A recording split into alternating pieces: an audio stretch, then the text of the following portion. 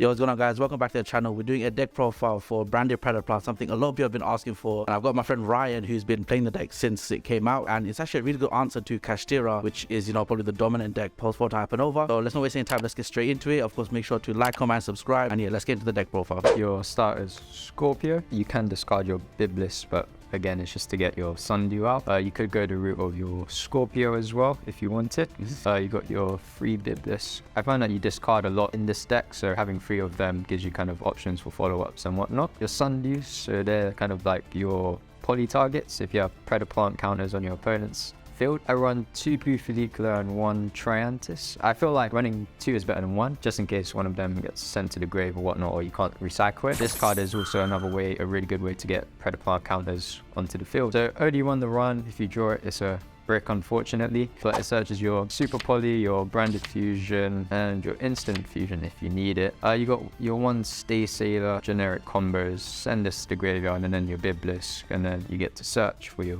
Blue Follicular. So that's the Predaplant. What is Predaplant missing and you'd like them to basically print? I feel like if there was a way to special summon a Predaplant monster, or like just easier ways to get counters on the field, that would be really good, because the other ones would be your Hydra, but that one you send to the grave and it needs a Predaplant counter to special summon. It's not a quick effect, isn't it? Yeah, so I think quick effects would be really cool in a Predaplant deck. If they were to add anything. Branded Engine, you got obviously your 3 Aluva, so it's just your data for Branded Fusion. I only run 2 Albaz in this deck just because it's a mix between Predaplants and kind of Despian branded monsters. 1 Dramaturge, it's just a really good like monster negate. Ad libitum, again for that recycle Chimera pop whatnot. Only 1 Tragedy as well. Again, in this deck I do discard a lot. Do you miss like running more than 1 Tragedy? Because most branded lists will always run like minimum 2 or just always 3. I think for this deck specifically,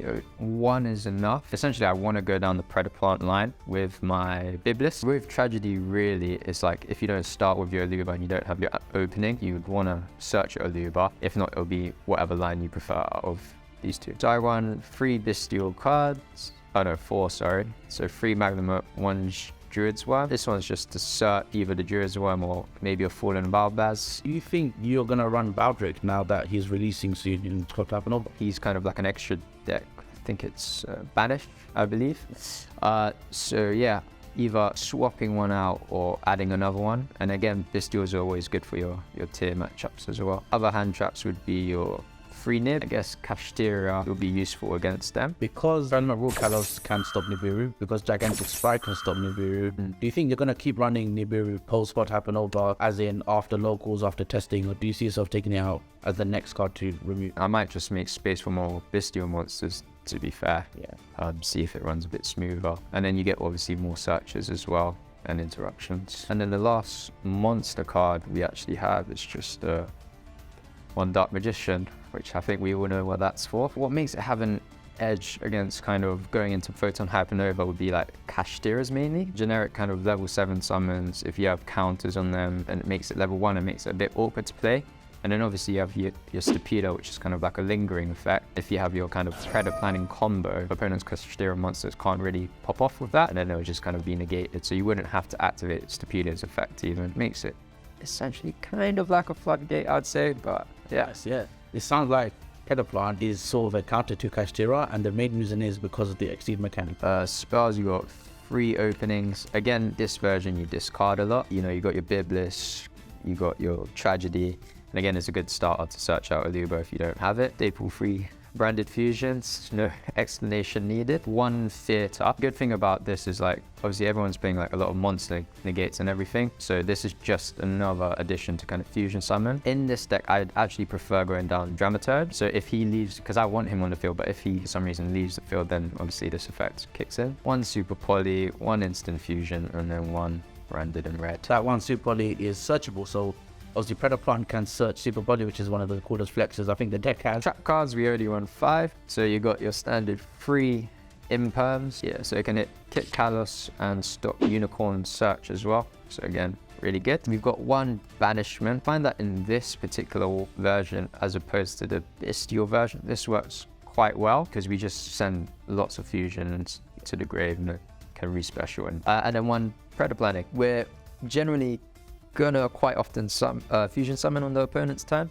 So again, it's a nice pop as well, and then counters for your Stapelia. As I run 2 Stapelia, it's a monster negate. You can recycle for a second one with Banishment, Super Poly, and whatnot.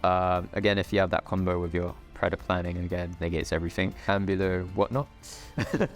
I was running 2, but I found that I already ever need to go into the 1. This extra deck kind of is quite tight. 1 trip, again, dark monsters. If you have Predaplant counters, if you have your Sundews, really accessible. 1 Chimera for your pops and draws. 2 Mirror Jades, 2 Albions, only 1 Rebellion. Again, that's just for the recycle of anything that you banish. 1 of each of these guys, again, burn damage. Definitely they have to think around kind of how they want the card to leave the field, because again, you get your Fallen of Albaz if it does leave. So you'll be forcing kind of a Fenrir or whatnot potentially. Next to you got your Super Poly targets, and then the Ace monster against Kashtira's is your Dragoons. So from experience, dealing with Dragoons is actually quite difficult because everything in Kashtira targets, which leaves the only counter being Zeus. In the Kashtira format, a lot of cards are banished face down from your extra deck.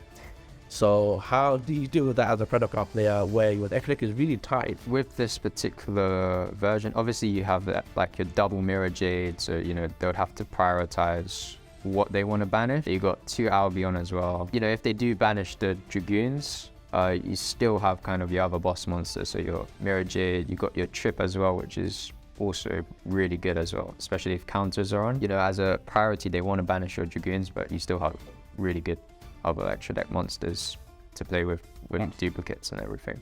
So 3 Judgments. So my deck loses quite a bit to evenly matched, so this is for kind of that protection, basically. You've got also Dark Ruler no more, so can't forget about that if people do play it. D-Barrier, so that's for your kind of Kashtira, so XYZs, Synchros as well, if anyone plays that. Pendulum's probably not this format because of Kashtiras, and then so these are like kind of my going first cards that I would side in. Going second cards, Book of Eclipse, so playtesting a lot with Kashtira is just a great card. You flip their Shangri-La face down, you know, the zones get unblocked. 3 evenly, again just thinking about Kashtira matchup. I don't think they would have a negate for this. And then 3 Cosmic Cyclone. They do side an anti-spell against you. Pretty much can't play. And then there's also 1 Kashtira spell card, where if I activate a spell, banish 3 and combos just keep popping off, so it would be good to get rid of that. One thing about Predaplant brand, which I think a lot of people don't realize, is the end boards are kind of like an FTK because of how tricky it is to deal with them. Yeah. If you have Dragoons to be evenly matched, if you have Judgment to be evenly matched, it's really tough to beat the board. So talk a little bit about how the Predaplant end board is so powerful and how you can just win you games because it's so hard to deal with. Generally, you'd have a Predaplanning, which would stop kind of any Exceed or Synchro play. And obviously, you'd want your Stapelia, so that's your negates as well. Mirror Jade for banish. I usually set a Banishment as well. In certain cases, you'll have your Dramaturge as well, so that's another monster negate on top of that. Banishment is kind of used to recycle, take your opponent's monsters to fuse as well. I think there's at least like 5 negates or something. Your other line with Dragoons, I don't think you'll be able to have as much, but Dragoons by itself is really hard to stop. If you want to see more content from Ryan, leave a comment down below. If you want to see combos, also comment down below to see that. Are you curious about how the branded Predaplant deck evolves post Photon Hypernova? That's the deck profile, guys. Thanks so much for watching. And that's me and Ryan signing out. I'll see you guys in the next video. Peace.